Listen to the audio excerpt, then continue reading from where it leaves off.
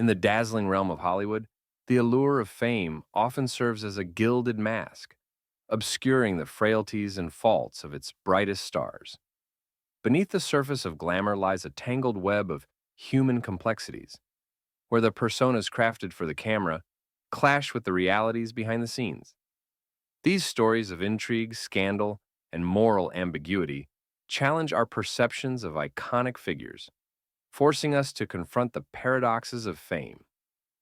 Let us delve into the layered narratives of three of Hollywood's most controversial actors, whose legacies remain contested to this day. Faye Dunaway. Faye Dunaway stands as a testament to the complexity of stardom. Renowned for her captivating performances in films like Chinatown and Bonnie and Clyde, Dunaway's talent was matched only by her reputation for volatility. Her career is a study in contradictions, where artistic brilliance coexists with tales of chaos and conflict. Dunaway's departure from the Broadway-bound play Tea at Five is emblematic of her contentious reputation. Allegations of physical altercations and fostering a hostile work environment followed her exit, lending credence to the whispers of difficulty that had long surrounded her career. On film sets, Dunaway's behavior often bordered on the theatrical. During the filming of Chinatown, she allegedly engaged in bizarre habits, such as urinating in trash cans, and once threw a cup of liquid at director Roman Polanski during a disagreement. Such stories, while sensational, underscore the fraught dynamics between Dunaway and those she worked with. Perhaps most telling are the accounts from her collaborators.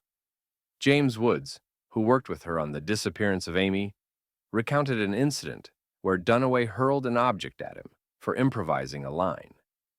Even Bette Davis, herself known for her fiery temperament, cited Dunaway as one of the most challenging individuals in Hollywood. Despite these controversies, Dunaway's artistic contributions cannot be dismissed. Her performances remain iconic, a testament to her ability to transcend the turbulence of her personal and professional life. Her legacy, like those of Douglas and Rooney, invites reflection on the interplay between talent, temperament, and the demands of fame. Kirk Douglas. Kirk Douglas, one of the most celebrated actors of his era, embodied a paradox, a man of immense talent and charisma, yet plagued by personal flaws that mirrored the moral ambiguity of his iconic roles. Born into adversity, Douglas's childhood was marked by poverty and familial strife, experiences that shaped both his resilience and his inner turmoil. Acting became Douglas's refuge, a path that allowed him to channel his struggles into art. His rise to fame was meteoric, and he quickly became synonymous with the rugged, uncompromising heroes of classic Hollywood. Yet, his off-screen life told a different story. Accounts of his infidelity, controlling behavior on set, and rumored mistreatment of others painted a more complex and unsettling portrait. One of the most controversial allegations against Douglas involves Natalie Wood. Reports suggest that a 15-year-old Wood was invited to Douglas's hotel room under unclear circumstances, a story that surfaced publicly only after both individuals had passed. While some dismiss the allegations as unverified, the narrative has cast a shadow over Douglas's legacy. The timing and lack of definitive evidence leave the truth shrouded in ambiguity, but the cultural impact of the claims is undeniable. Douglas's approach to his craft was equally polarizing. Known for his intensity, he often clashed with directors and co-stars. His decision to fire the director of Spartacus after just 1 week of filming is emblematic of his controlling nature, as is his contentious working relationship with Stanley Kubrick during the making of Paths of Glory. Despite these controversies, Douglas's contributions to cinema remain significant, with his films standing as monuments to his undeniable talent and larger-than-life persona. Peter Sellers. Peter Sellers, celebrated for his portrayal of the bumbling Inspector Clouseau in the Pink Panther series, was a comedic force whose on-screen brilliance masked a tumultuous personal life. Sellers was as unpredictable off-screen as his characters were on it, a trait that made him both a genius and a challenge to work with. Director Blake Edwards, who helmed the Pink Panther films, often struggled to manage Sellers' erratic behavior. Sellers was deeply eccentric. He frequently spoke to his deceased mother and traveled with a shrine dedicated to her memory. This unusual devotion, coupled with Sellers' volatile temperament, created an emotionally charged atmosphere on set. His mercurial mood swings and deep insecurities clashed with Edwards' structured approach to filmmaking, leading to frequent disagreements. Sellers believed that his eccentricities were integral to his creative process, fearing that without them, the spark of his comedic genius would be lost. This belief drove him to adopt erratic working habits that often disrupted productions. At times, communication between Sellers and Edwards broke down entirely, forcing them to rely on intermediaries to exchange messages.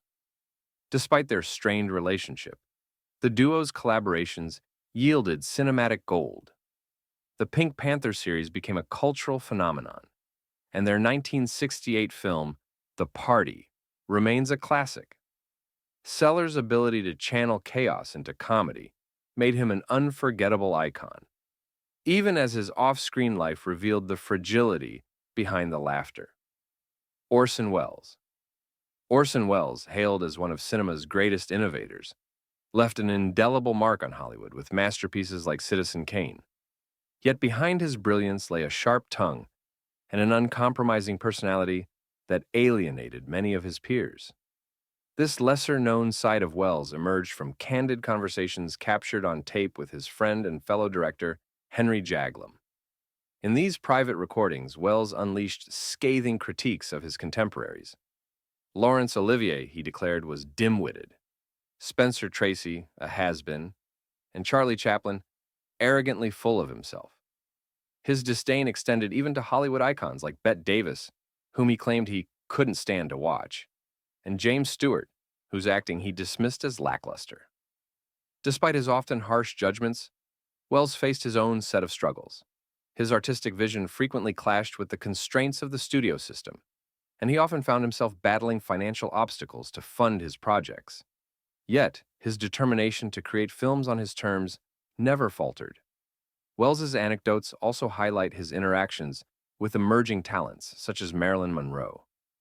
Long before she became a superstar, Welles recognized Monroe's potential and championed her talent, even as studio executives like Darryl Zanuck dismissed her as just another stock player. While his critiques of actresses like Jennifer Jones and Bette Davis were brutally candid, he labeled Jones as irredeemable and dismissed Davis entirely. Welles's legacy remains defined by his artistic contributions. His brilliance and audacity revolutionized the cinematic landscape, even as his personal relationships bore the strain of his unyielding perfectionism. Bing Crosby. Bing Crosby, celebrated for his smooth voice and timeless hits like White Christmas, was a symbol of holiday cheer and effortless charm. Yet, behind the carefully curated public persona, lay a man whose family life was fraught with complexities and pain. Crosby's relentless work ethic made him a household name, but it also distanced him from his family. Between his film commitments, radio shows, and music career, he was rarely home. His eldest son, Gary Crosby, painted a stark picture of their upbringing, describing a father who was emotionally distant and rigidly disciplinarian. Bing's strict parenting style stemmed from a deep-seated fear of his children, falling victim to the excesses of Hollywood's glittering but perilous lifestyle. Ironically, this attempt to shield them from Tinseltown's pitfalls only widened the emotional gap between them. It was not until his second marriage that Crosby began to reassess his role as a father. However, despite his efforts, he struggled to fully express his emotions or bridge the divide that had grown during his children's formative years. The weight of these unresolved familial tensions became painfully evident in the tragedies that later unfolded. The untimely death of his son Lindsay, compounded by struggles with alcoholism, revealed the profound emotional toll that fame and strained family bonds had taken. Even in his final moments, Crosby's stoic demeanor endured. In 1977, while playing a round of golf, one of his favorite pastimes, he collapsed and passed away. His son Nathaniel later remarked that Bing remained composed and reserved to the very end, prioritizing his love for the game over emotional expressions or farewells. The dichotomy between Crosby's public image as a charming icon and his private struggles with fatherhood and emotional connection offers a poignant glimpse into the complexities of his life. Milton Berle. Milton Berle, known affectionately as Uncle Milty, was one of television's first true stars. His weekly variety show captivated millions, revolutionizing the medium and earning him the title Mr. Television. At the height of his fame, Berle's influence was so immense that businesses would close during his broadcasts to ensure their customers didn't miss a moment of his antics. Berle's comedic genius, however, came with a darker edge. As the golden age of television faded, Berle struggled to adapt to changing tastes and audiences. His attempt to revive his career as a host of Saturday Night Live proved disastrous. Creator Lorne Michaels had reservations about bringing Berle on board, and those doubts were quickly validated. Berle's appearance on SNL was marked by exaggerated antics and an unwillingness to take direction. His habit of mugging for the camera and insistence on micromanaging the production alienated the cast and crew. The episode was so fraught with tension that it became infamous within the SNL archives. According to writer and performer Lorraine Newman, Berle's stint on the show epitomized the challenges of working with a performer who clung too tightly to outdated showbiz traditions. While Berle's early contributions to television remain groundbreaking, his latter years were tarnished by stories of arrogance and an inability to evolve. Despite these setbacks, his legacy as a trailblazer in the medium endures, even if his personal flaws cast a shadow over his achievements. Wallace Beery. Wallace Beery was celebrated as a quintessential everyman of the silver screen, thanks to the carefully crafted public image perpetuated by studio publicity. However, behind the scenes, Beery's behavior revealed a far less endearing persona. Accounts from co-stars and crew members paint a troubling picture of Beery's off-screen demeanor. Despite his wholesome on-screen roles, Beery was known for mistreating colleagues, particularly younger performers. Mickey Rooney, a child actor at the time, recalled incidents of physical aggression at Beery's hands, exposing the darker dynamics of Hollywood's golden age. Surprisingly, Rooney later expressed admiration for Beery, reflecting the complicated relationships often forged in the industry. This juxtaposition of respect and resentment underscores the complexities of working alongside Beery, whose domineering presence left an indelible mark on those around him. Gloria Swanson's early encounters with Beery further illuminate the unsettling power dynamics that pervaded Hollywood. Despite their significant age difference and Swanson's discomfort, Beery wielded considerable influence over her during their interactions. Swanson's aversion to Beery, coupled with accounts of his abrasive behavior, highlights the stark contrast between his public persona and private reality.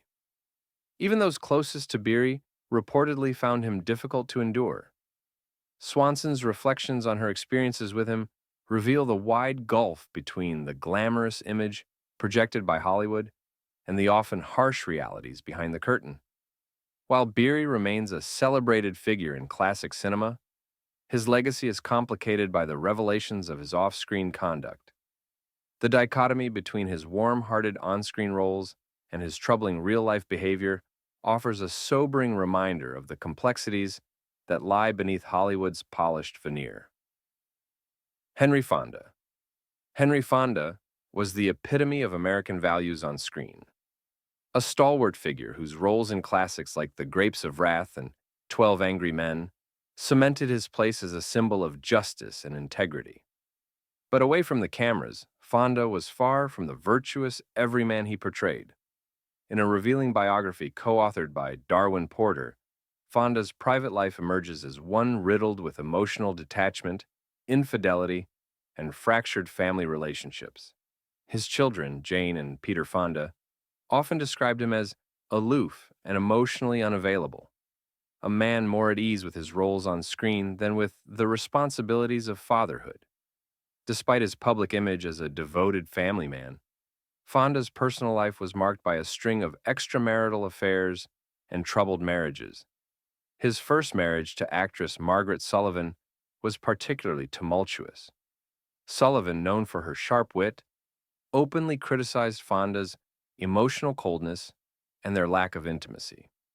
The marriage ended in divorce, setting the stage for a series of unions that followed a similarly rocky pattern.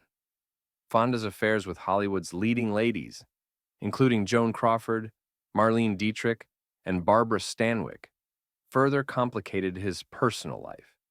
His enduring love affair with Lucille Ball was often cited as a highlight of his romantic escapades, yet even this did not deter him from straying in his subsequent marriages.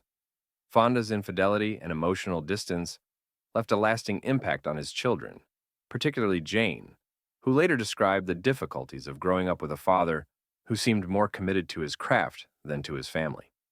Peter, too, struggled with feelings of neglect and the weight of living in his father's shadow. Tragedy also loomed over Fonda's relationships. His first wife, Margaret Sullivan, battled mental health issues and ultimately succumbed to a tragic demise, casting a shadow over Fonda's early life and shaping his future relationships. Despite the turmoil, Fonda maintained an outward image of composure and decency, a stark contrast to the turbulence behind the scenes. Fonda's legacy as an actor remains unparalleled, yet the revelations about his personal life offer a sobering reminder of the dissonance between public personas and private realities.